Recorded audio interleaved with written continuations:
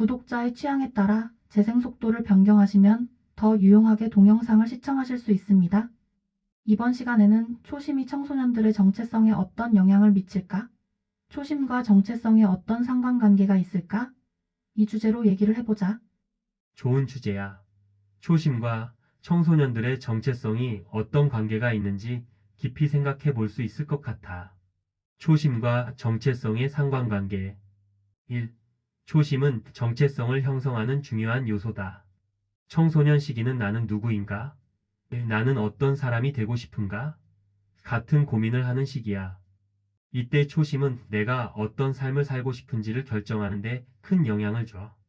즉, 초심이 정체성을 형성하는 기초가 될 수 있어. 예를 들면, 나는 사람들을 돕는 사람이 되고 싶어. 라는 초심을 가진다면 자연스럽게 자신의 정체성도 도움을 주는 사람이 되어야겠다. 라고 형성될 가능성이 커. 2. 초심은 정체성을 구체화하는 과정에서 방향을 제공한다. 정체성은 단순한 감정이 아니라 반복되는 경험과 선택을 통해 형성돼.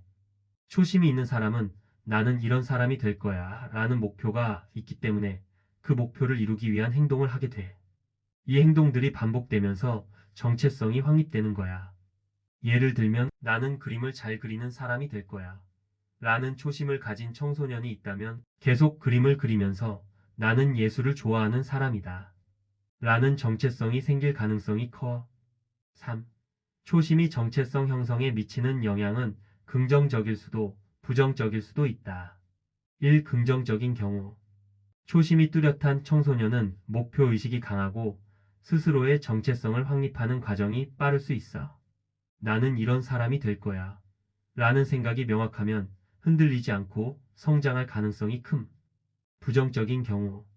너무 어린 나이에 정해진 초심이 있으면 정체성이 고정되어 변화에 유연하지 못할 수도 있어.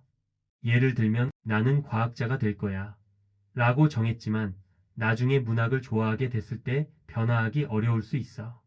초심을 너무 고집하면 다른 가능성을 탐색하는 걸 두려워하게 될 수도 있음. 4. 초심이 강한 청소년과 초심이 없는 청소년의 차이.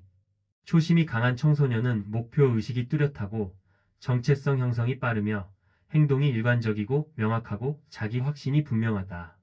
반면에 초심이 없는 청소년은 목표의식이 불분명하고 정체성 형성 기간이 길어지고 여러 시도를 하면서 방황할 가능성이 있으며 자주 불안하고 의문을 느끼게 된다.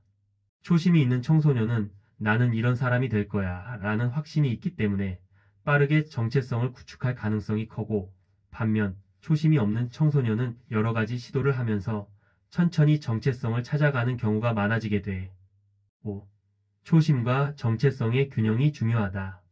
초심이 너무 강하면 새로운 가능성을 차단할 위험이 있고 반대로 초심이 없으면 정체성을 찾는 과정이 길어질 수 있어.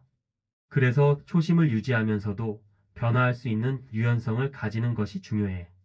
즉, 초심은 방향을 잡아주는 역할을 하지만 그 방향이 유연할 필요도 있어.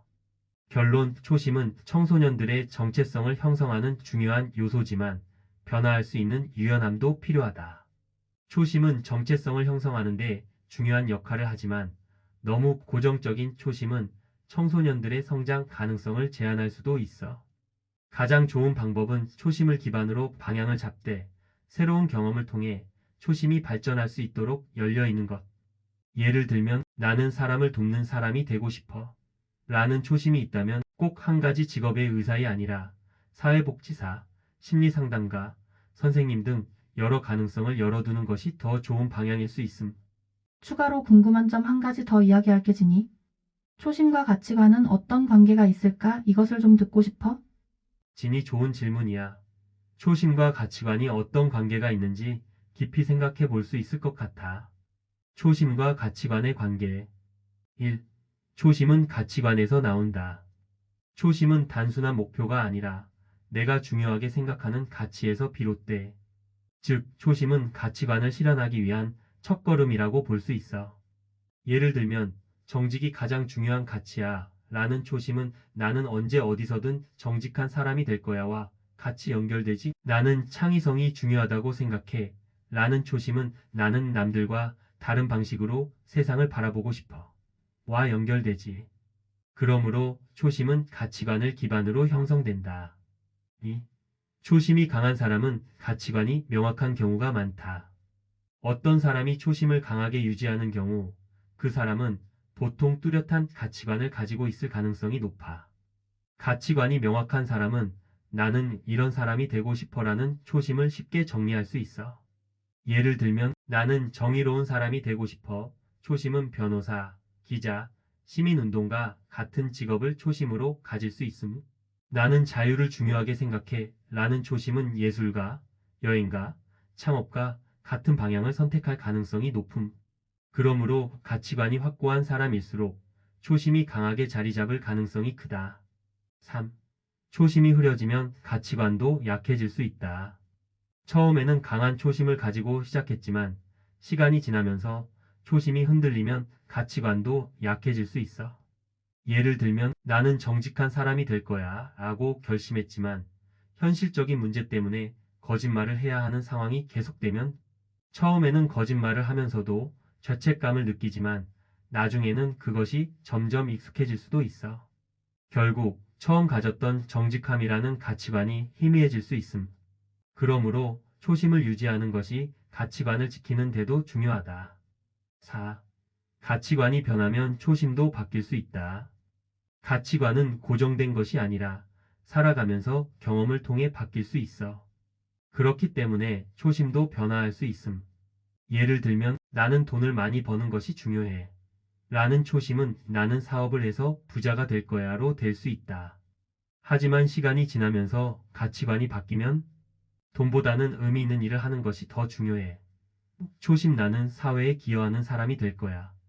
이처럼 초심은 가치관에 의해 형성되지만 가치관이 바뀌면 초심도 변화할 수 있다. 5.